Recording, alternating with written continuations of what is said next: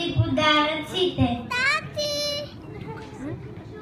И защото цялото семейство се събираме заедно. Я чакайте малко. Всичко къде влича чудесно, но забрави ли някога споменето? Ето хората, разбира се. Ама забравянко си. Когато дойде този празник, искам да го попитам дали е получил писмото ми. Ама аз искам да го подаря.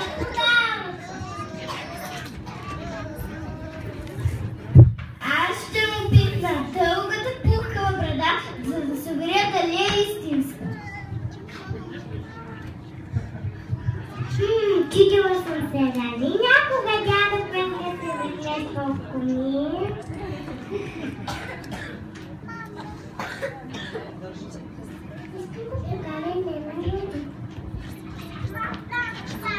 Най-много всичко искам да видя как ще лека му се стига нагоре към луната. Но за това трябва да останем